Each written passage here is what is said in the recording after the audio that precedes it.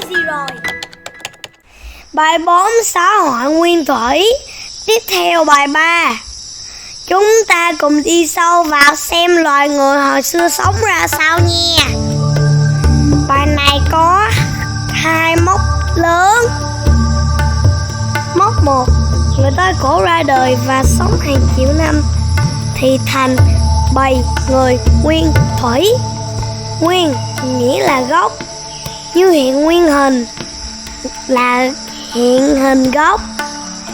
Thủy nghĩa là ban đầu, như thủy tổ là tổ tiên ban đầu. Nguyên thủy nghĩa là đời đầu. Người nguyên thủy là loài người đời đầu. Mốc 2, bầy người nguyên thủy sống hàng triệu năm nữa thì hình thành công, xã, thị, tộc. Đến giờ vẫn còn ở châu Phi nha. Công nghĩa là xài chung, như công viên là khu vườn xài chung. Xã nghĩa là vùng đất, như phường xã, thị xã. Thị nghĩa là nơi tập trung đông người, như thành thị đông người kẹt xe hơn ở dưới quê. Tộc nghĩa là cùng tổ tiên, cùng họ hàng, như gia tộc họ hàng nhà mình. Công xã thị tộc nghĩa là vùng đất có nhiều người cùng họ hàng sống chung. Trong mốc 1, người nguyên thủy lúc này còn ít. Ông bà, cha mẹ, con cháu sống chung thành từng bầy nhỏ, vài người một bầy. Lúc này nam và nữ bắt đầu khác nhau nhiều rồi, nên bắt đầu làm các việc khác nhau, hết gọi là con đực con cái rồi. Nam cao to 6 múi thì làm việc nặng là đi săn thú về thịt. Phụ nữ trẻ em chân tay yếu mềm thì làm việc nhẹ, đi hái, đi xí lụm rau củ quả, chiến lợi phẩm đem về xài chung. Ai muốn ăn gì thì cứ lấy mà ăn, ai muốn làm gì thì cứ tùy thích mà làm, không có boss. Tôi chỉ biết bắt thú và hái lượm, chưa tự làm ra được đồ ăn. Ở trong hang chưa xây được nhà, nên khi hết thú, hết trái cây, đói quá đói, mưa to, ngập quá ngập, là bầy người này phải đi tìm khu rừng mới, tìm đồ ăn, tìm ở chỗ mới.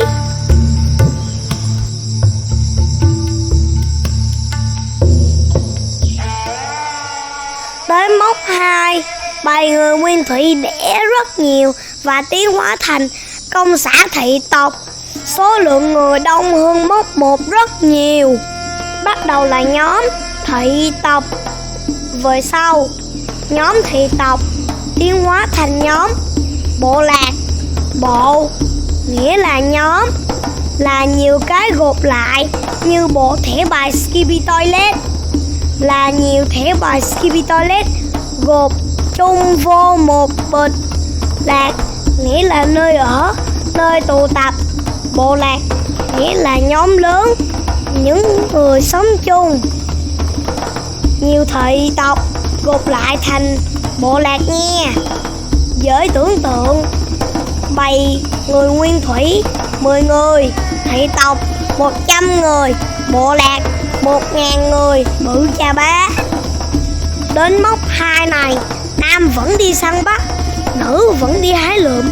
Nhưng cái xịn là họ đã biết thêm chăn nuôi và trồng trọt cùng nhau, tự làm ra được thêm đồ ăn. Lúc này loài người bắt đầu có boss rồi nha. Nhóm thị tộc thì boss là tộc trưởng, nhóm bộ lạc thì boss là tù trưởng.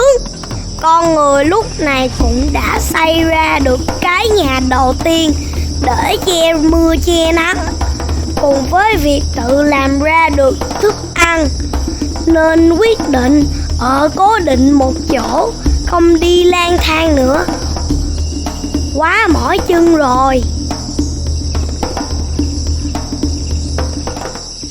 Tiếp theo, cùng xem đời sống vật chất của người nguyên thủy là cái body làm được gì nha.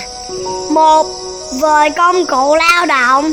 Ban đầu, Người nguyên thủy chỉ biết lượm đá để đạp chọi thú thôi.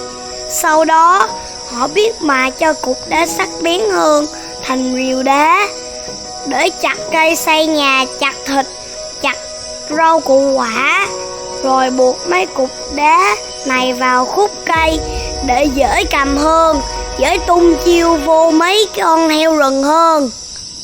Ăn thịt heo, thịt dơi hoài ngán quá nghiến.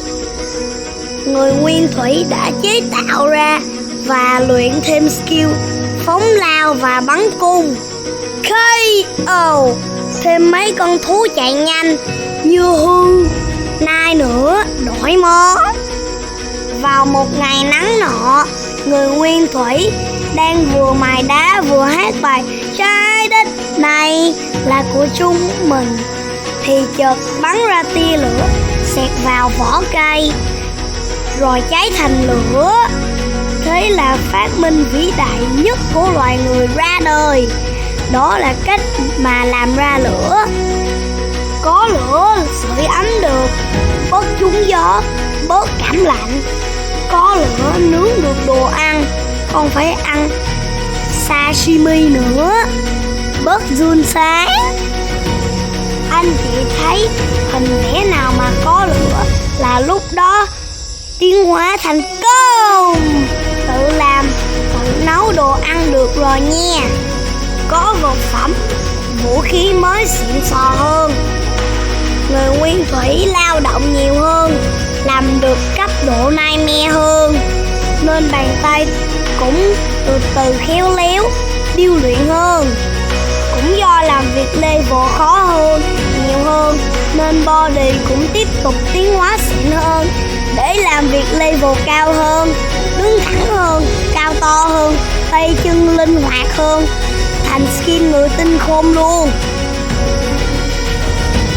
Tiếp theo, cùng xem đời sống tinh thần của người nguyên thủy là cái não, nghĩ gì, thích gì, quen gì nha. 1. Người nguyên thủy đã biết chôn cất theo người đã tèo chôn cất cả vật phẩm. 2. Giàu hơn là biết xí xọn. Người nguyên thủy đã biết đeo trang sức, quệt màu lên mặt, lên người để làm đẹp. Thế là thời trang nguyên thủy ra đời. 3. Người nguyên thủy lúc rảnh chán quá không có gì chơi nên bắt đầu vẽ hình, khắc tượng, vẽ những gì họ thấy xung quanh. Như cái hình này là của người nguyên thủy vẽ đá lên nè. Bin thấy giống mặt con khỉ và mặt con người. Anh chị thấy giống hình gì thì comment cho Bin biết nha. Bây giờ quay trở lại Việt Nam, xem các nhà khoa học tìm thấy gì về người nguyên thủy nha. Lên tỉnh miền Bắc, đến Hòa Bình, tìm thấy chanh đá, hạt thóc, bàn nghiền hạt và chày. Hòa Bình. Xuống miền Trung, đến tỉnh Quảng Bình, tìm thấy trang sức của người nguyên thủy. Quảng Bình. Lên lại miền Bắc, đến tỉnh Quảng Ninh, tìm thấy dấu tích khác. Quảng Ninh. Xuống lại miền Trung, đến tỉnh Nghệ An là quê Bác Hồ, là tìm thấy dấu tích khác. Nghệ An. Vèo, cái là xong rồi 4 rồi. Giờ làm bài tập vèo 1 phút nữa nha. Xã hội nguyên thủy bao gồm những giai đoạn nào? 2 giai đoạn. Bày người nguyên thủy, công xã thị tộc. Xong. Người nguyên thủy quan hệ với nhau ra sao? Bình đẳng, ăn chung xài chung. Xong. Lao động ảnh hưởng đến sự tiến hóa của người nguyên thủy ra sao? Khéo tay hơn, bồi chuyển men hơn, thông minh hơn là làm được nhiều việc hơn. Xong. Cái tên và công dụng của các công cụ lao động của người nguyên thủy. Ban đầu là cục đá, rồi tới rìu đá, cây lao, cung tên, quan trọng là lửa. Xong. Nêu sự tiến triển của công cụ lao động và cách lao động của người nguyên thủy. Ban đầu thì xài đồ thô sơ có sẵn, về sau chế tạo xịn sò hơn, làm việc được dễ hơn, nhiều hơn. Xong. Cuối cùng là bài học kinh nghiệm. Bin sẽ chia sẻ bài học kinh nghiệm của riêng Bin nha. Đó là làm và cách làm. Làm nhiều là sẽ giỏi lên, là sẽ thông minh lên. Làm thông minh là sẽ làm được nhanh, được nhiều.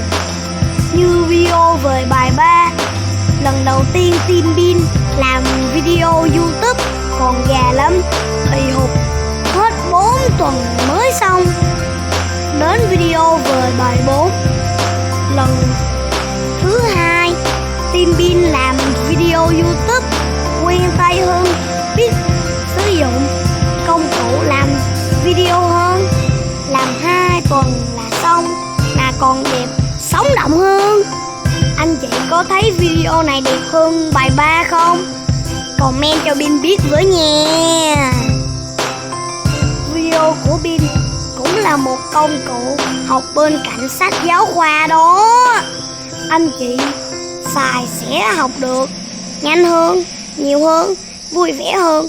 Xem 3 lần là thuộc bài nha. Học xong rồi, đi chơi thôi, anh chị ơi. Quái gì rồi?